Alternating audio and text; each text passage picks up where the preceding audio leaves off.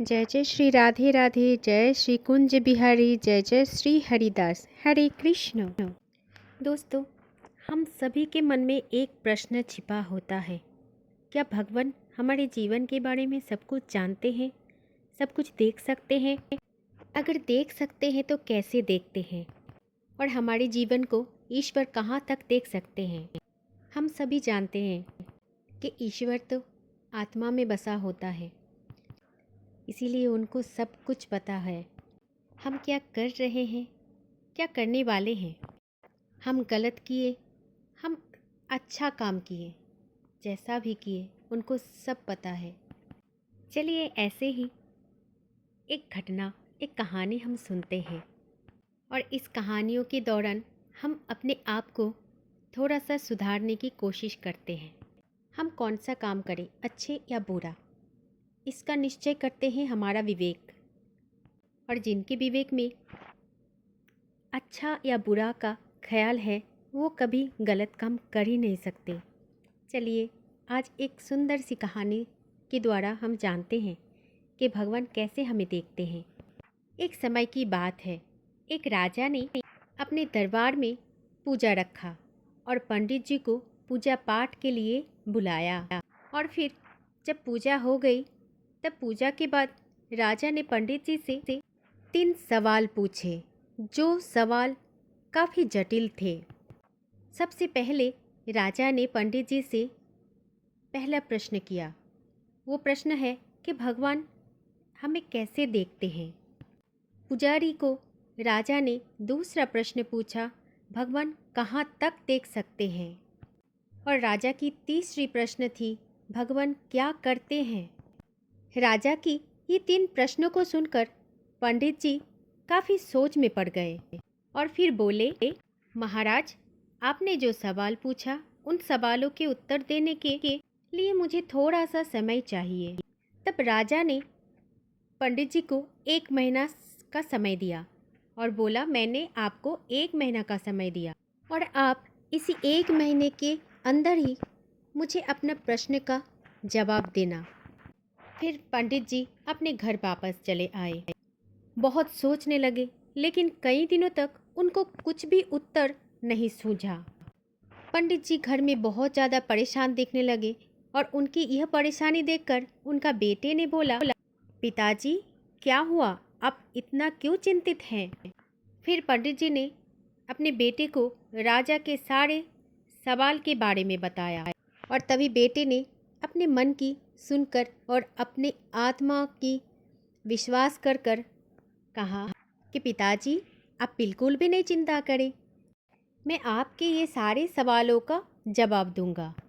फिर अगले ही दिन पिता और पुत्र मिलकर राजा के दरबार में पहुँचे और फिर राजा ने पंडित जी से पूछा, पंडित जी क्या आपने मेरे सवालों का जवाब खोज लिया है?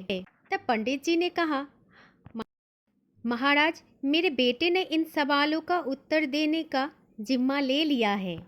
और फिर राजा ने पंडित जी की बेटे से पूछा, तो फिर बताओ, मेरे पहला सवाल इस प्रकार है कि भगवान कैसे दिखते हैं।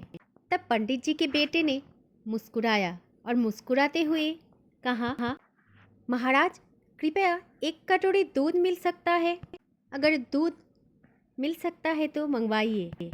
और फिर दूध लाया गया और फिर लड़के ने उसमें अपनी उंगली डालकर घुमाना शुरू कर दिया। ये सब कुछ देखकर राजा ने चौंक गया और फिर चौंक कर पंडित की पुत्र से पूछा, आप ये क्या कर रहे हो? तभी पंडित जी के पुत्र ने एक शांत स्वर में कहा, महाराज क्या आपको इस दूध में मक्खन दिख रहा है? राजा ने सिर हिलाया और उत्तर में कहा, नहीं तो। फिर पंडित जी की बेटे ने उत्तर दिया, लेकिन मक्खन तो इस दूध में ही होते हैं और उस मक्खन को निकालने के लिए दही जमाना पड़ता है और फिर दही को मंथन भी करना पड़ता है। ठीक वैसे ही भगवान हर जगह पर है, पर उन्हें देखने के लिए ध्यान, अपने मन की साधना और सेवा का मंथन करना पड़ता है। तब पंडित जी की पुत्र की बातें सुनकर राजा ने मुस्कुराया और मुस्कुराते हुए कहा, तुमने तो बहुत अच्छा उत्तर दिया, अच्छा ठीक है, अब बताओ भगवान कहाँ तक देख सकते हैं? तब पंडित जी के बेटे ने उत्तर दिया, महाराज कृपया एक दिया मंगवाइए और उसे जलाइए। फिर दिया को जलाया गया और उस दिया की रोशनी चारों ओर फैल गया। पंडित जी के पुत्र ने राजा से पूछा, महाराज इस दिए की रोशनी कहाँ तक जा रहा है? तब महाराज ने बोला, ये तो पूरे कमरे में फैल गया। महाराज की इस बात को सुनकर पंडित जी के पुत्र ने बोला, महाराज ठीक वैसे ही भगवान की दृष्टि को कोई सीमा नहीं होते। जैसे इस दिए की रोशनी हर दिशा में फैलती है और सब कुछ देखती है, ठीक वैसे ही भगवान हर जगह में सब कुछ देख सकते हैं। पंडित के पुत्र की इस बात को सुनकर राजा बहुत संतुष्ट हो गए और संतुष्ट होकर कहा, तुमने तो बहुत अच्छा उत्तर दिया है। अब मेरा तीसरा प्रश्न है, अब बताओ भगवान क्या करते हैं? तब पंडित जी के पुत्र ने मुस्कुराया और मुस्कुराते हुए कहा, महाराज कृपया कुछ देर के लिए अपना सिंहासन मुझे दे दीजिए और आप नीचे बैठ जाइए।